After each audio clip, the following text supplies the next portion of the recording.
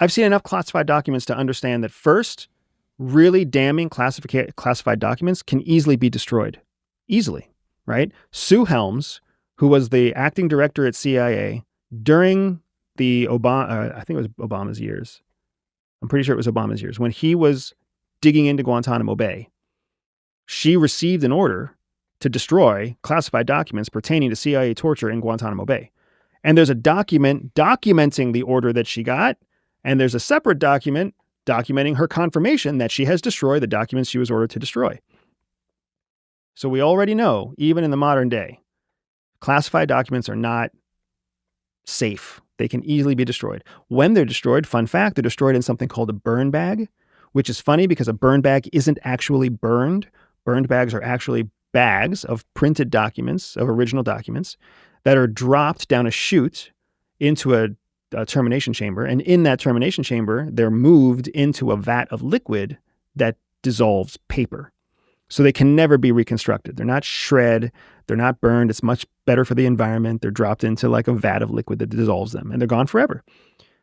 So if there were damning documents, they would have received an order to be liquidated, to be totally destroyed, so that even when that president leaves office, no future president can come in and find anything. That's just the way the world works. The people who get to make the rules make the rules. Yes, I am uncomfortable with your analysis, but I do respect your perspective. And I think that there's a lot of rational truth that exists within it. And I will also tell you dead honest, and I say this all the time, I am happy to be wrong. I would love it if I'm wrong. I would love it if justice came. I would love it if somebody showed the files and we had them and nobody destroyed them, and presidents get kicked out of office and senators go to jail and our whole fucking government gets turned upside down and we actually stand for what we say we believe in the America. I would love to be wrong. But the chances are I'm not. Right. And you're not saying it's right. Oh, for sure it's not. Oh, yeah. You're saying this is just what I think will happen. Correct. Do you think Ghislaine gets pardoned? Who? Ghislaine Maxwell. Oh, I don't know.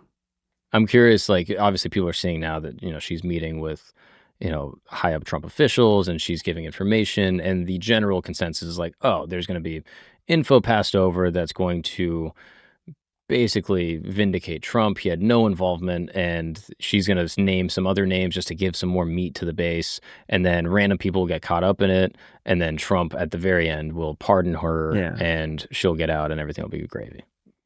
I don't know. Like I said, I don't follow it enough because I really don't care that much. Whatever's going to happen is going to happen. And I promise you that whatever you hear about what happened is not all of it.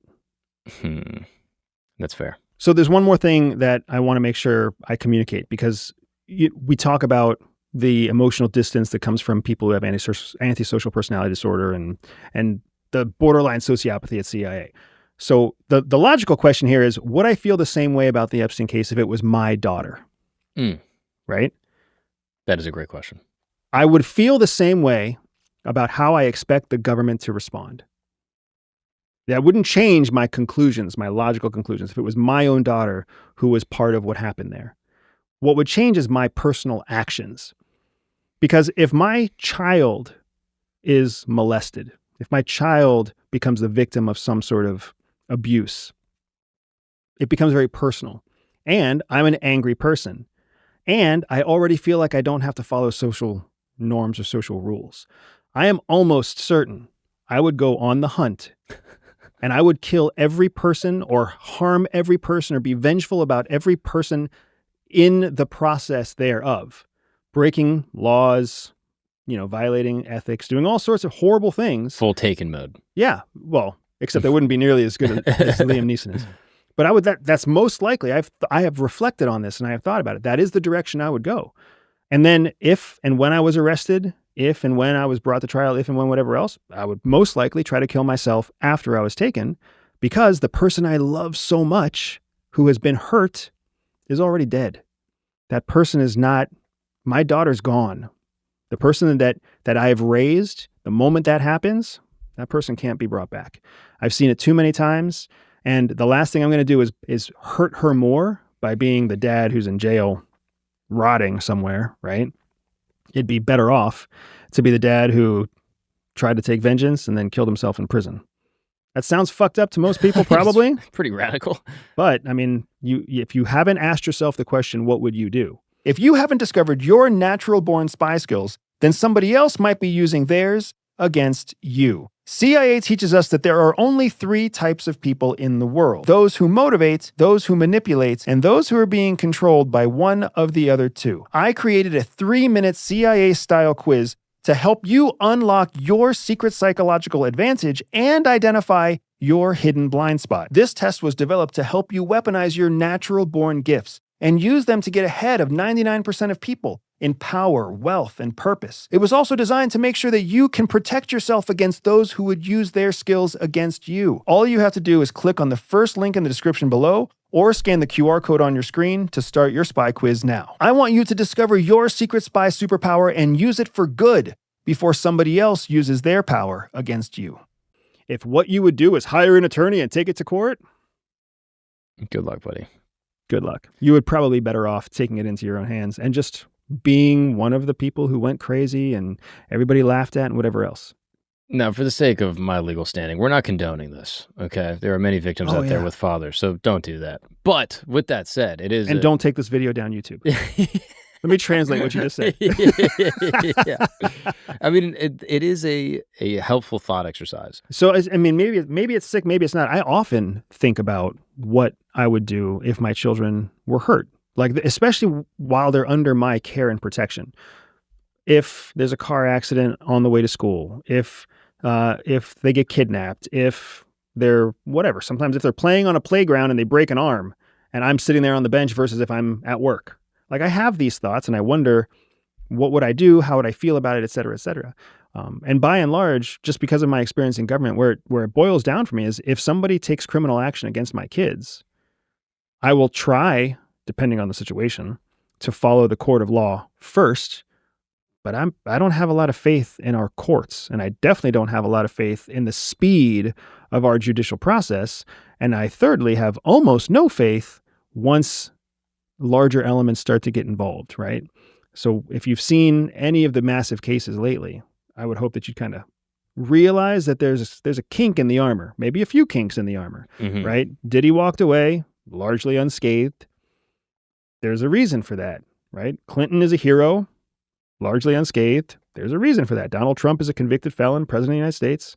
There's a few kinks in the armor here, folks. And if you want to continue to move forward, hoping that those kinks don't affect you, the best way to do it is to just keep everybody safe, protect everybody, and don't let the government have to step in to protect you or your kids or your family. Because if they do, those armor kinks might affect you. Right. Do you think it's possible that Diddy was an informant in some capacity? I mean, the thing is, once you start reaching a certain level of wealth and celebrity, there's only a few people who have that kind of reach, and they're all going to be targets of some sort of government effort one way or the other.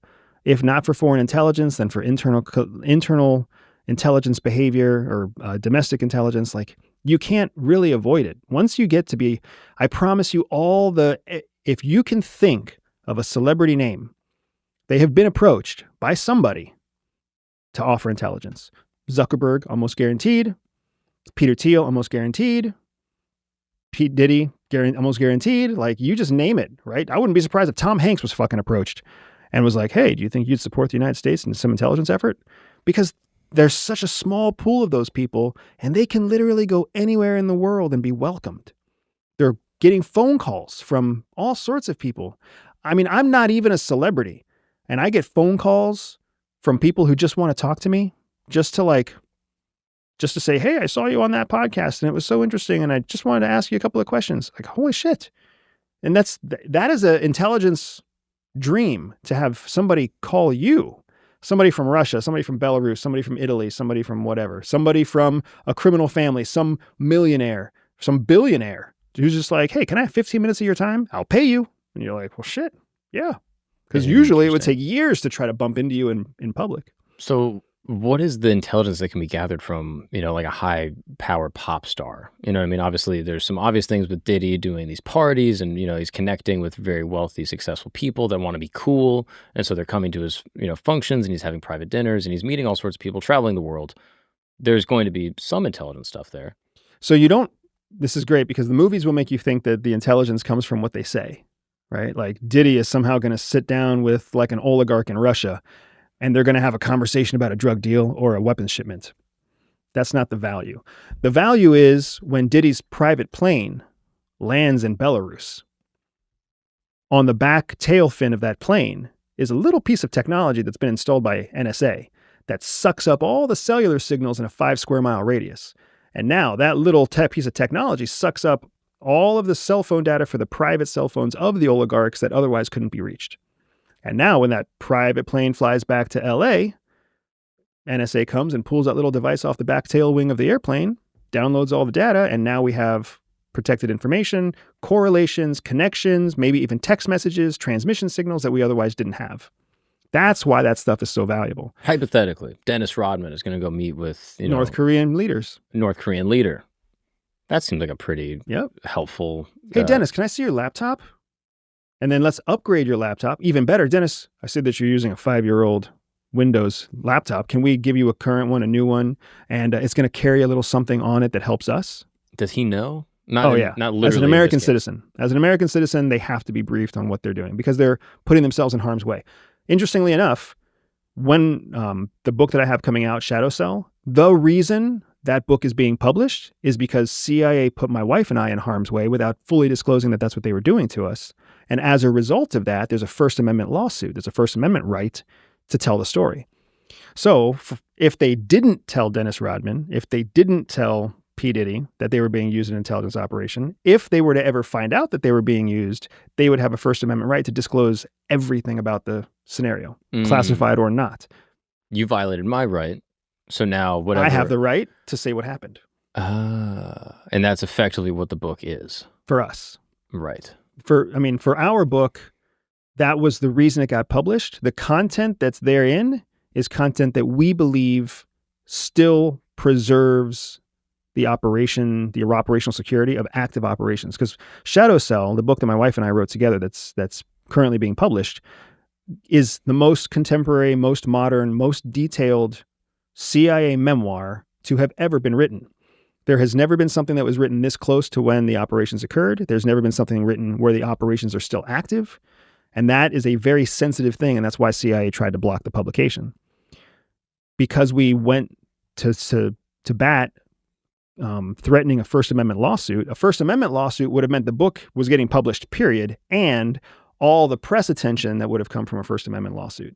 CIA didn't want that. So as a result, they released the book knowing that we had still done everything responsible and prudent to protect sources and methods. So you can basically go to them and say, hey, my rights were violated. We're doing this book. We can either do it with you or without you. Correct. With you would be much more beneficial. Without you, this whole thing is going to blow up. It's going to be massive news, and the book's going to do way better. Like, you almost have a personal interest in being like, I hope you do it without us. That's exactly. That's exactly what it was. And you've got the argument down to a T. Mm-hmm. The only reason that we didn't pursue the lawsuit was because at our core, my wife and I both very much still believe CIA has an important mission and they're doing their very best that they can do. But there's a certain level of incompetence, there's a certain level of bureaucratic wrangling, there's a certain level of ridiculousness. But for us, it's not worth making CIA look bad. We don't think CIA should look bad. They look bad enough because they have to keep so many secrets. Mm-hmm. We're trying to show people that CIA has a logic behind what they do, that they serve the American people in the way that they serve the American people. And you don't have to like the way that they serve you, but you have to understand that they serve you. Mm-hmm. Now, we spoke about Legacy of Ashes before, a Pulitzer Prize-winning book that basically is like an anthology of all the CIA's ineptitude for the past 70 years or something like that. And, there's certainly truth to it. I don't think there's anything in there that is like outright lie. It is painting a very negative picture about how these operations are done and, highlights corruption and, ethical problems as well as just ineptitude. Right. Which is the case with every bureaucratic, system. There's going to be all of these problems. I mean, as you know firsthand, right? You were the victim of, perhaps, malice or ineptitude. In your case specifically, do you detail in the book the danger that you were in, and was it intentional?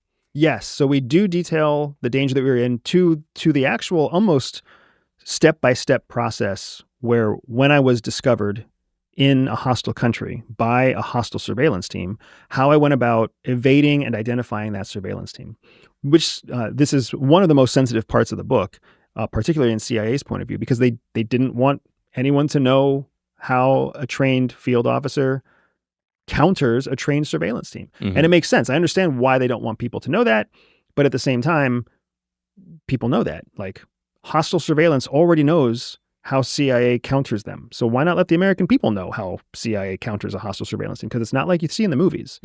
So there's all these elements of the book that describe modern day tradecraft that the American public could know if they were able to understand what they were reading, but that they don't get to know because it's buried on the 5th page of the newspaper, not the front page of the newspaper, right?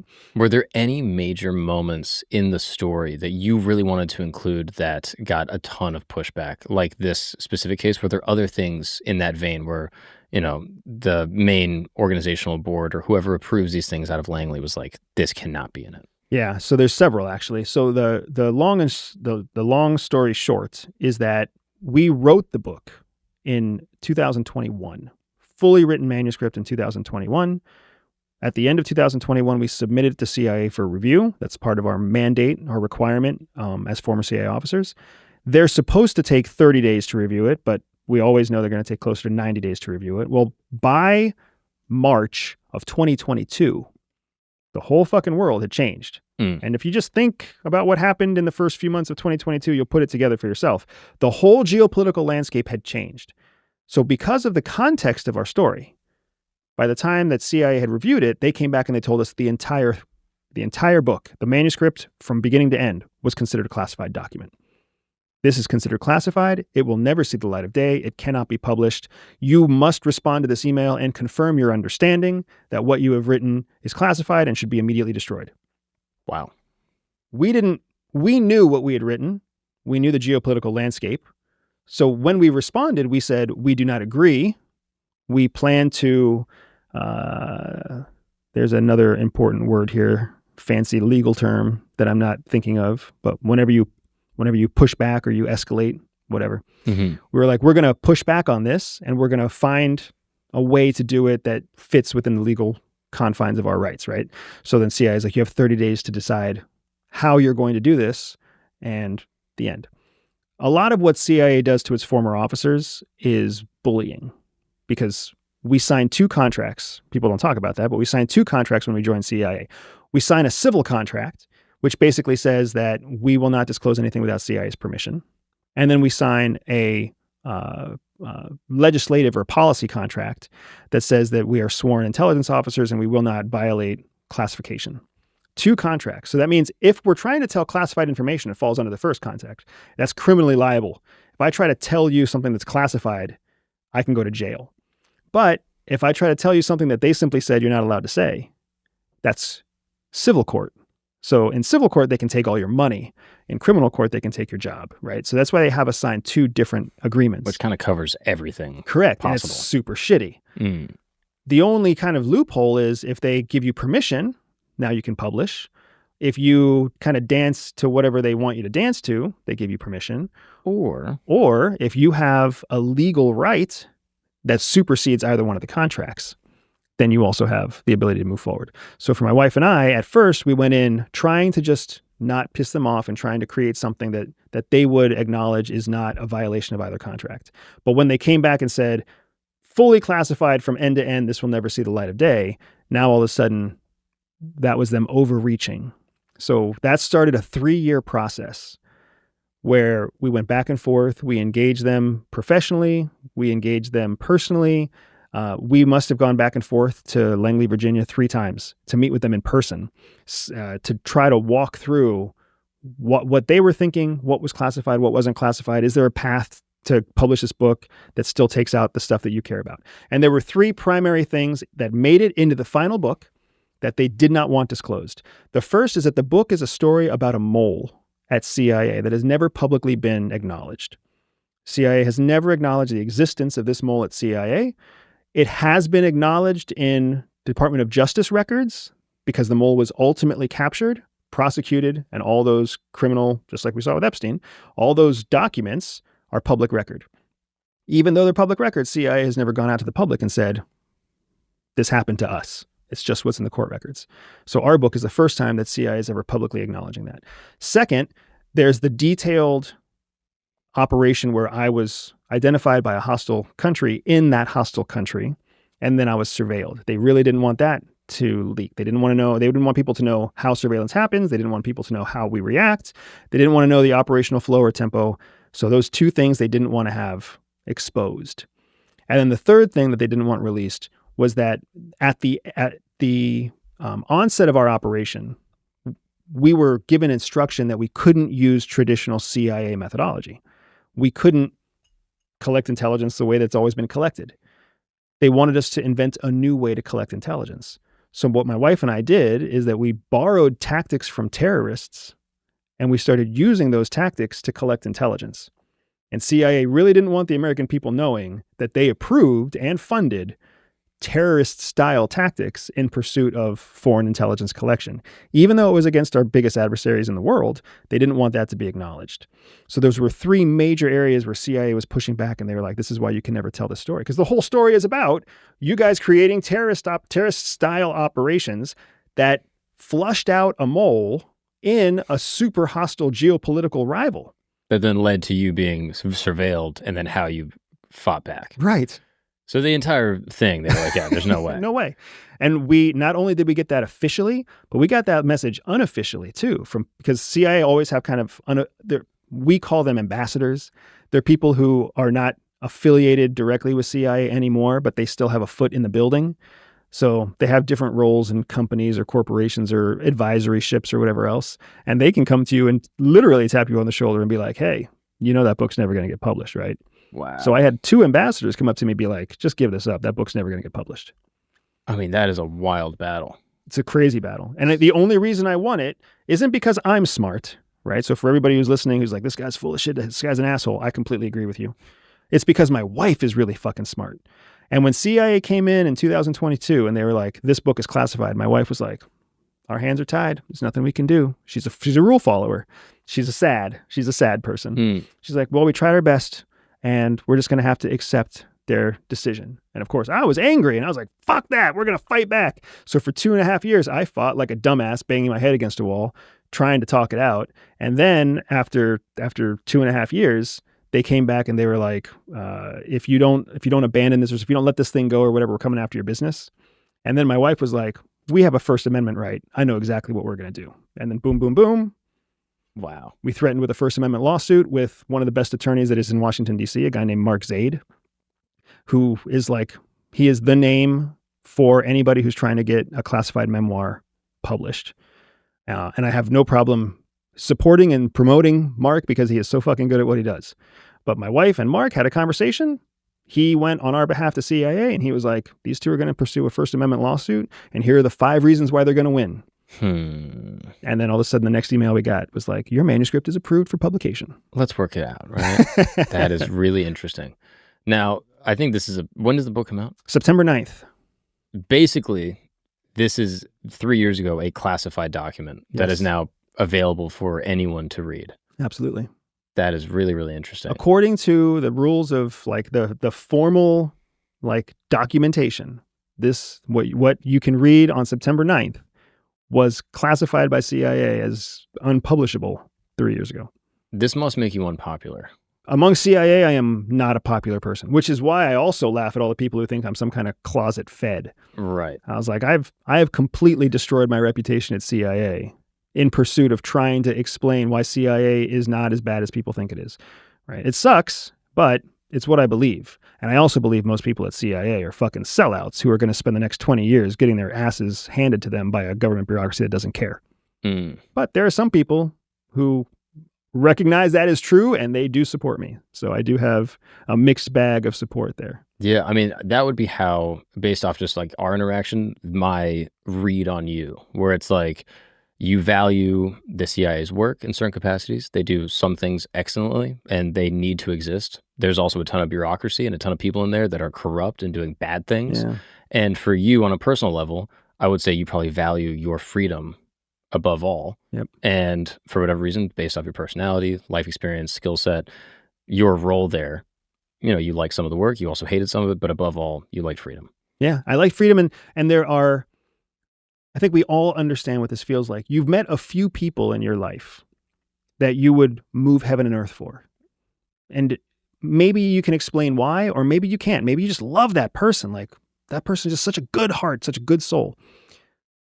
I met people at CIA that were unlike anybody I've ever met before or after, and I would move heaven and earth for them.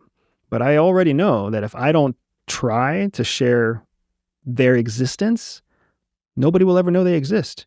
There are people who are there who have sacrificed everything. People who have sacrificed marriages. People who are separated from their kids. People who have lost their health, all in pursuit of national security. All in pursuit of serving the American people, serving a dream that they swore to on their first day of agency employment. That they know now still is corrupted and bureaucratized and broken, but they have the opportunity to serve, and they're going to keep serving. And for those 1 or 2 or 5 or 50 people, I have to tell their story because they can't defend themselves. Mm-hmm. Well, I'm excited. For the record, I appreciate the advanced copy of the book, which I will be reading prior to September 9th, just that way I can be ahead of everyone else. And I mean, even just this idea of like, oh, this is, genuine classified documents that sure were maybe, changed in a way in order to preserve all the operations, which you didn't need to do necessarily, but because of the way things went and there was a little bit of, communication, that is how it went. But even getting access to this kind of information is like very enticing to me. And I'm really excited to jump into the book to go through everything. And then, I mean, even in addition to that, just like your perspective on Epstein and everything else and how that case in the current day is affecting American politics. And then even just the beginning of our combo, just how you see the world. I have greater appreciation for your perspective. Thanks, I think for a lot of people, there's a knee-jerk feeling to be like, this guy's a Fed, he's going to do all the stuff we were talking about. And I think this conversation contextualizes a lot, where it's like, this is the way you are, how you see things. Here's a case study with the Epstein issue, whether you like it or not. This is just my critical, calloused take of how I think things will go. And I think the book will kind of give the lived experience probably that leads you to, a real life example working within the agency, probably that informed your opinion of how things go, but also, your skill set to achieve, survival in those situations. Yeah. And it's important because my wife and I wrote the book together. And I say that because one of the things I've always hated about CIA memoirs specifically is that most CIA memoirs are about some officer and how awesome he was. Right. And I say he because I don't know of many female memoirs. I know there are a few, but I don't know. I haven't read them to know whether or not they do the same thing the men do. I'm so awesome. I'm so smart. I was the top of my class. I was a fuck up at CIA. Right? I'm not popular, and there's a reason I wasn't super successful there. The book is not about just how awesome my wife and I are. The book is actually about how ridiculous my career was and how my wife is just fundamentally flawed as a person with anxiety, and how the two of us together would have not done dick all had it just been us. It's about the incredible people who came to support us through this operation, who did amazing things, who are still fucking there for all we know, still doing amazing things, still serving American people every day, while my wife and I had the opportunity to leave. And we reflect every day that we left CIA, we built a multi-million-dollar business, we have a beautiful family that we homeschool, we get to live anywhere in the world that we choose to live, and we're viral on the internet. And we got all of that because we stopped serving the American people. And all the men and women in that book who still serve the American people, they're not making millions of dollars a year. They're not going viral on the internet. They have most likely sacrificed a lot of late nights, a lot of loved family members, a lot of hugs, a lot of anniversaries, a lot of birthday kisses, just to keep us safe in a world where we predominantly do not feel very safe.